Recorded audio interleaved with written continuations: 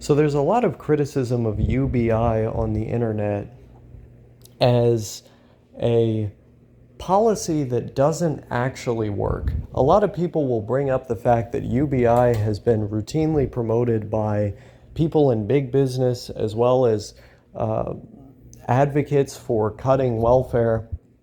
And they argue that the means tested programs that we already have would be decimated with the introduction of UBI.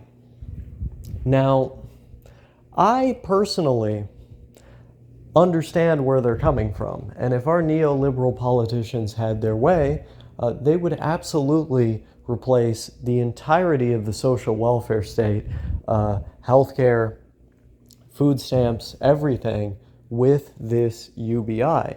I mean, given the way that they talk about abolishing the Department of Ed, I wouldn't be surprised that if they got rid of free schooling and then they went on to say, oh, hey, you have UBI, you should be able to pay for your kid to go to school. It wouldn't surprise me. And so I think there are understandable concerns on this front. However, I think there's a way to make it work, and that is through having robust, if necessary, constitutional protections for a few economic ideas. Number one, sectoral bargaining, because that makes it to where the workers have a much greater amount of power over how the specific sectors or industries that they work in distribute their money to the workers. So if you can bargain with the entire sector to negotiate wages rather than just one individual company or plant that might be unionized, you're good to go, right? A nursing union rather than a union of specific nurses at a specific hospital, take for example. The next thing that you want is for companies to have at least 40% of their board members be elected by the workers if it's a company that employs, let's say, over 5,000 people, right? This will also lead to the workers having a much greater say over how the company is run, how it responds to contract negotiation with the union, and so on. The next thing that you're going to want is to look at all of the existing means-tested programs and raise the income threshold on them, because currently, if you were to have that UBI, you would get like very little in those programs, and I don't think that should be the case. Now, the other argument that people like to make is they say, oh, well, if we have UBI, what if they just raise all of the rents? What if they make it, very, very difficult for that UBI to go anywhere or to anything because they raise all the rents? Well, here's another economic idea that I think should be added to the Constitution. Okay, so they can't claw it back. They can't get rid of this when a future administration comes in. They should make it to where there is so much housing being built that it actually outcompetes the private market. In other words, we shouldn't be demolishing all the housing on the private market. Leave it there. Don't expropriate it. Don't seize it or anything like that. Just look at the amount of housing that's on the market and then create double that. You as the government, just create double the housing. And then that will incentivize people to live in those houses or those units because they will be of high quality. We already know what makes a good place to live, so just copy that. It's a blueprint. They will be affordable because the government can actually set the prices for the units. And because they're affordable and everyone will want to live in them, for those people that want to continue living in homes in the private market, their prices for rent or for buying the property are going to be much lower because now the private market has to compete with the public sector.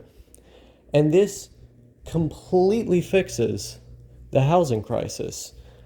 If you're worried about them suddenly raising rents or having unfair requirements for the amount of income you make per month or something, you could say, okay, you can only require that the person show 2 times the rent or 1.5 times the rent.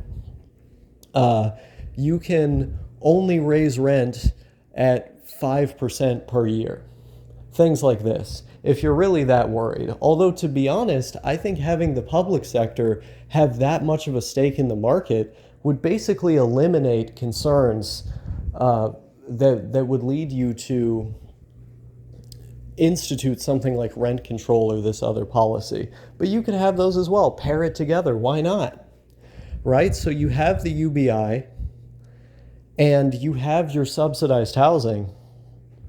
So you don't have to worry about private landlords suddenly raising rents.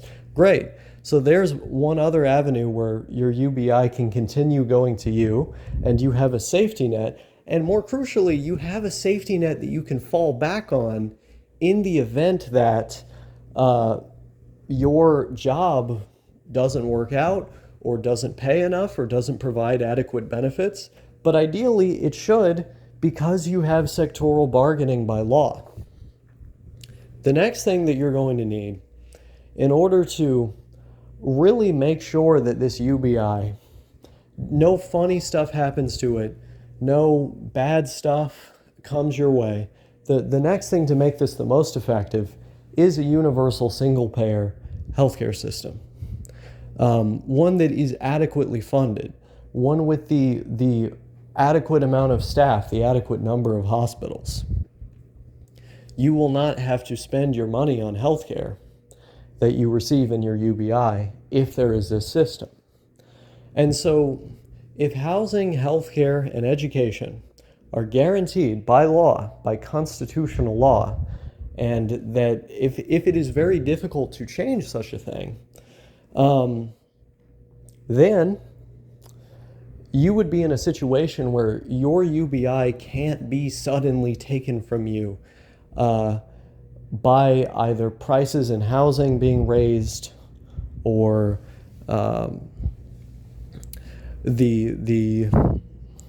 what was I going to say? As soon as I start listing out all of these things, I start to forget what I'm going to say, especially when I have not had adequate sleep. Basically, you're not going to lose your money through rents being raised really quickly. You're not going to lose it through healthcare costs being exorbitant. And you're not going to have to worry either about working conditions being excessively bad or unfair to where you have to rely on your UBI and can't work at all due to that sort of situation, because the workplaces will be guaranteed to be more fair by the contracts that they receive. But all of this has to be paired with something else. All of this also has to be paired with, for example, this is another anti-inflationary measure, similar to the caps on rent increases and the social housing, a windfall profits tax. Now, what a windfall profits tax is basically just a tax on windfall gains, which are gains that are suddenly made by suddenly raising prices very high. This is something that we see when companies are responding to inflation or sometimes creating inflation. And a windfall profits tax will disincentivize them from raising prices to that degree, because all of the windfall gains that they receive from raising prices in that way would effectively be taken from them. So there's no real incentive to actually do that. And this would also remove the another potential problem that could come with UBI, which is, well, what if they just raise the prices of everything and make the system unsustainable? There's a bunch of other ideas I have about how I think the economy should be run, but those, I think, specifically help UBI function as a project, because people make a lot of good points about how it could potentially be used to further advance the cause of neoliberalism and the degradation of the social welfare state in a very insidious way. You know, ostensibly it would look like the welfare state was being expanded because everyone gets $1,000 a month, but